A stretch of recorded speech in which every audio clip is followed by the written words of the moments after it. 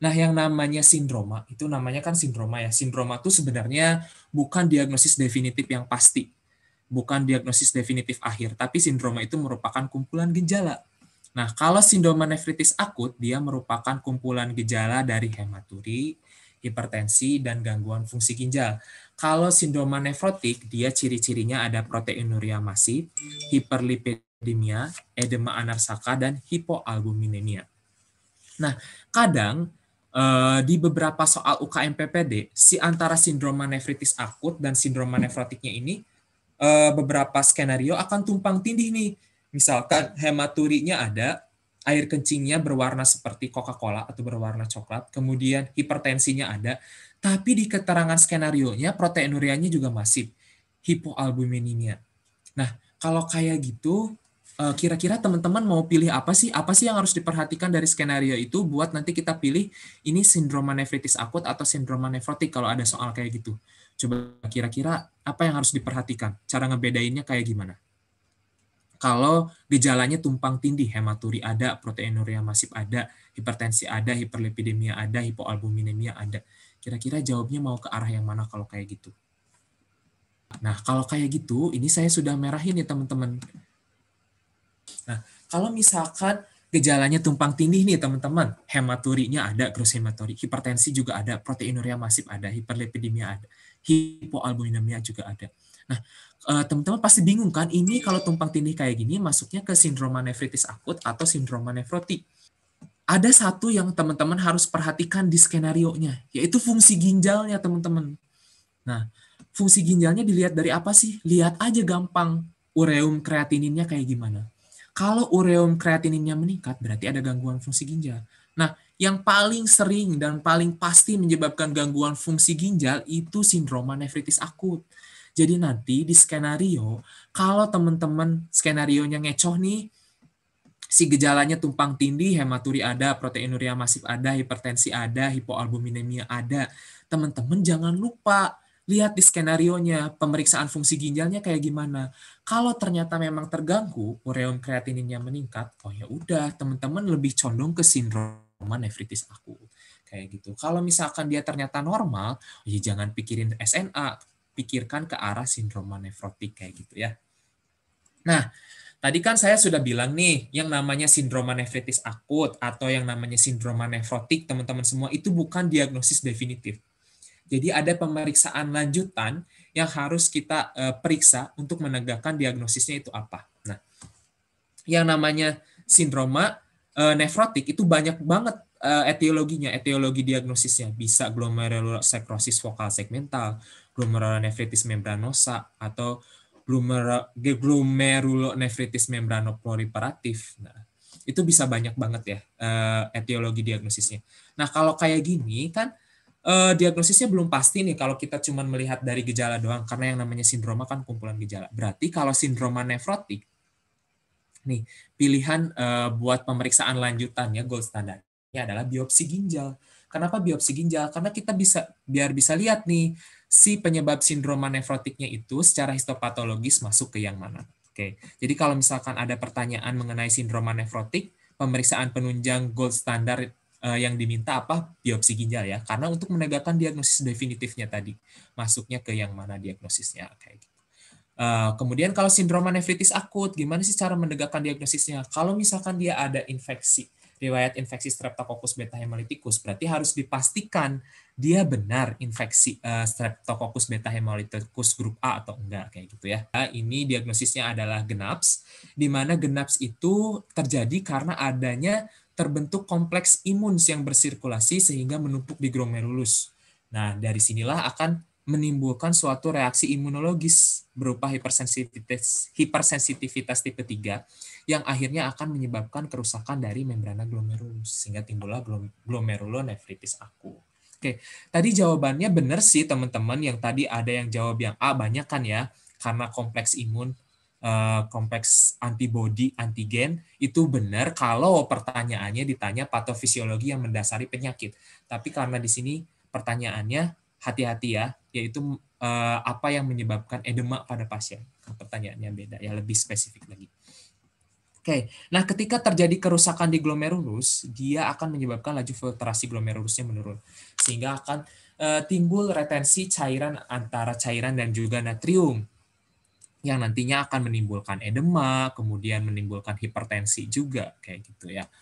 Oke, nah kalau misalkan GENAPS ini, dia kan etiologinya karena post-infeksi Streptococcus beta hemolyticus grup A. Harus ada pemeriksaan yang memang menegakkan diagnosis definitifnya ke arah GENAPS. Apa sih pemeriksaan gold standarnya kalau misalkan kita mencurigai ke arah GENAPS? Pemeriksaan gold standarnya adalah pemeriksaan ASTO ya. Nilai titer ASTO-nya harus meningkat. Ini tipe ya, ASTO atau pemeriksaan komplement C3. Ya, ini tipe ASTO, betul ya. Ini ASTO-nya harus meningkat. Untuk diagnosis definitifnya ASTO. Oke, terus. Nah, ini patofisiologinya tadi udah dibahas secara singkat ya. Jadi kerusakan glomerulus yang hingga akhirnya akan menyebabkan retensi natrium dan cairan, sehingga timbul edema dan juga hipertensi pada pasien. Gitu. Tapi edemanya nggak akan semasif edema karena hipoalbuminuria ya. Jadi edemanya bukan edema anasarka seperti pada sindrom nefrotik karena penurunan jumlah albumin dalam darah.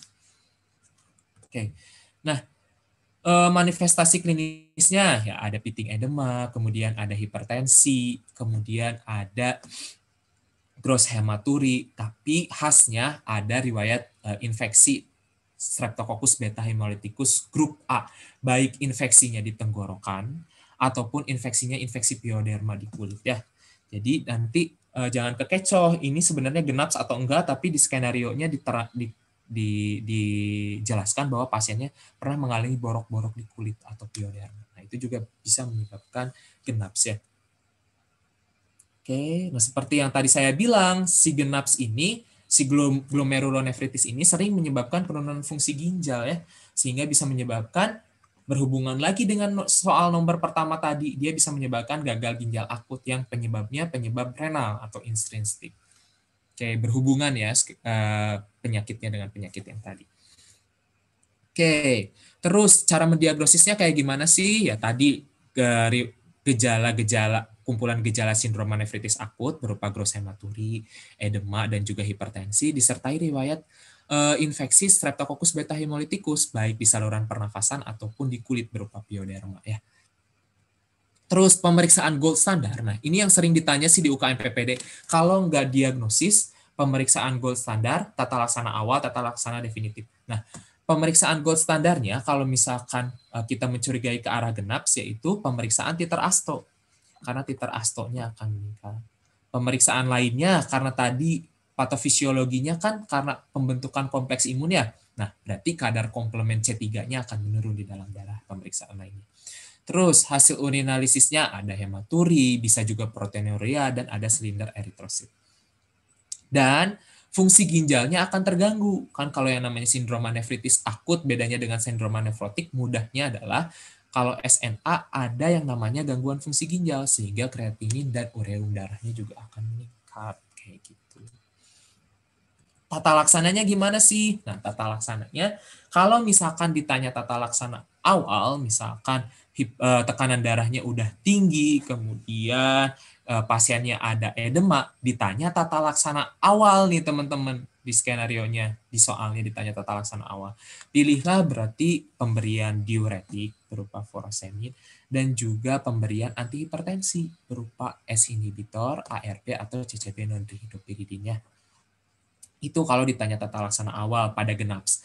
Tapi kalau ditanya tata laksana yang paling tepat atau definitif, ya jelas pemberian antibiotik. Karena kan tadi ini disebabkan karena infeksi Streptococcus beta hemolyticus.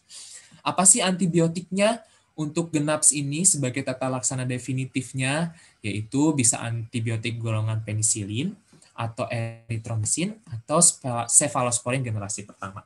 Nih, penisilinnya biasanya kita kasih amoksisilin ya. Kalau dewasa 3 kali 500 selama 7 sampai 10 hari. Kalau anak itu dosisnya 50 mg per kilogram berat badan per hari dibagi dalam 3 dosis. Nah, kalau misalkan pasiennya punya alergi terhadap penisilin atau amoksisilin, kita bisa kasih eritromisin 3 kali 500 mg selama 7 sampai 10 hari. Kalau buat anak, dosisnya 30 mg per kilogram berat badan per hari dibagi dalam 3 dosis juga. Terus, tata laksana khususnya, kalau misalkan ternyata astonya positif nih, kalau astonya positif kan tadi genap, berarti ya beri penisilin, erythromycin, atau cefalosporin generasi pertama sesuai dengan tata laksana yang tadi kita sudah bahas. Kemudian kalau ternyata pada pasiennya di skenario diterangkan bahwa dia mengarah ke sistemik lupus eritomatosus, berarti kita bisa menduga ini sindroma nefritik akutnya karena nefritis lupus. Kalau dugaan kita ke arah nefritis lupus, jelas tata laksana definitifnya jawabnya adalah kortikosteroid plus agen sitotoksik. Oke, atau hidroksikloroquinolone ya. Kemudian kalau misalkan ada hasil pemeriksaan biopsi ginjal ternyata didapatkan gambaran nefropati IgA.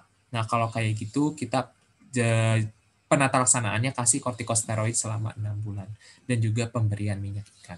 Oke. Jadi tata laksana khususnya sesuai dengan diagnosis definitifnya masing-masing ya. Ke arah mana si sindroma nefritis akutnya. Oke, kalau ini tata laksana sindroma nefrotik ya. Sama sih pemberian loop diuretik juga, kemudian restriksi cairan dan restriksi garam dan menghindari obat-obatan nephrotoksik. Kemudian secara khusus kalau sindroma nefrotik ini kita bisa langsung kasih kortikosteroid ya.